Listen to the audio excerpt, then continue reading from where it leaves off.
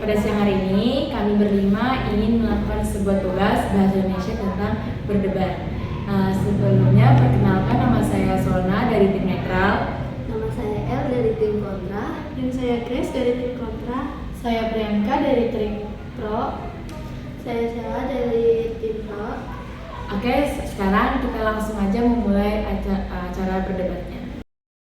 Grace, menurutku kita harus pakai swafoto karena ini katanya sudah disesuaikan dengan bahasa Indonesia. Swap berarti sendiri, foto sudah jelas artinya gambar. Kenapa kita harus pakai kata asing kalau ada kata yang sama dalam bahasa kita?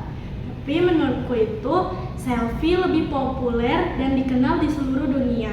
Kalau pakai swafoto, orang biasanya bingung. Populer bukan berarti lebih baik. Kalau kita biasakan pakai swafoto, orang juga akan terbiasa. Selain itu, ini lebih alami untuk orang Indonesia.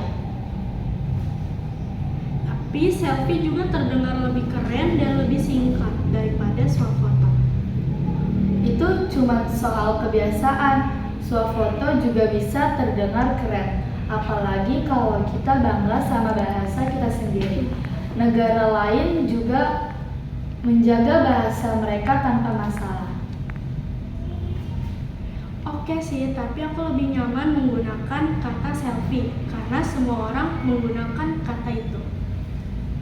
Oh, nggak masalah sih, tapi coba sesekali pakai swafoto. Dengan begitu kita bisa ikut menjaga kekayaan bahasa Indonesia. Kita tuh harus pakai warganet karena lebih singkat dan efisien. Sudah diakui sini juga oleh Badan Bahasa Indonesia. Tapi Sheila, warga internet lebih jelas dan langsung dipahami. Warganet juga mudah dipahami dan lebih praktis. Kita nggak perlu bahasa panjang kalau sudah ada istilah yang ringkas. Tetap aja, warganet kedengarannya belum familiar bagi banyak orang. Semua istilah butuh waktu untuk diterima. Kalau kita biasakan, lama-lama warganet akan terasa lebih efisien. Grace, bahasa adalah entitas yang hidup dan selalu berubah dengan perkembangan teknologi dan budaya digital. Bahasa Indonesia juga harus ikut berubah dan beradaptasi. KBBI harus mencerminkan zaman.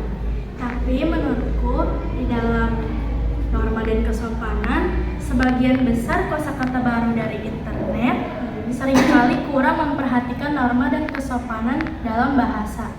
Memasukkannya ke dalam KBBI bisa membawa unsur negatif ke dalam kamus resmi dan juga merusak bahasa. Banyak kosakata yang baru muncul dari internet mencerminkan perkembangan teknologi dengan budaya populer. Memasukkan kata-kata ini ke dalam KBBI membantu generasi muda untuk memahami perkembangan zaman dan memperkaya kosakata mereka. Tapi ketidakstabilan kosakata baru seringkali sangat sementara dan tidak memiliki dasar etimologis yang kuat.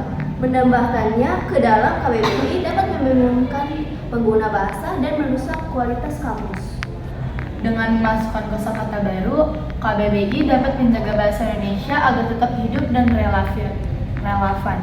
Ini juga akan meminimalkan penggunaan bahasa asing yang lebih sering digunakan karena ketidakdenganan bahasa kita dalam mengekspresikan konsep-konsep baru.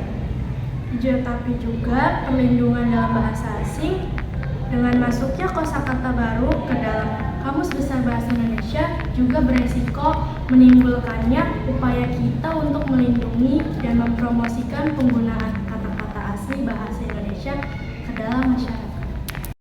Masuknya kosakata baru ke dalam KBBI harus melalui proses seleksi yang ketat. Standar-standar kualitas dan referensi harus diterapkan untuk memastikan kata-kata yang dimasukkan memenuhi kriteria yang telah ditentukan. Jadi, setiap kita memasuki kosakata ke dalam Kamus Besar Bahasa Indonesia, kita harus menerapkannya terlebih dahulu dan memastikan bahwa kata-kata itu sudah tepat atau belum. Dan juga KBBI harus memiliki mekanisme pengawasan dan pembaruan berkala.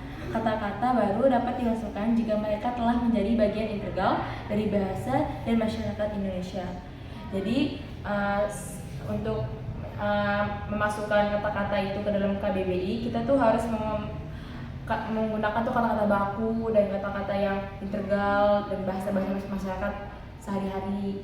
Dan juga proses pengambilan keputusan mengenai masuknya kosakata baru ke dalam KBBI harus transparan, melibatkan partisipasi publik, dan mempertimbangkan masukan dari ahli bahasa serta masyarakat umum.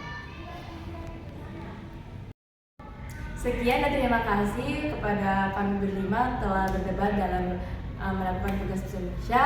Bila ada kesalahan dalam bicara atau dan lainnya, mohon dimaafkan. Terima kasih. Bye.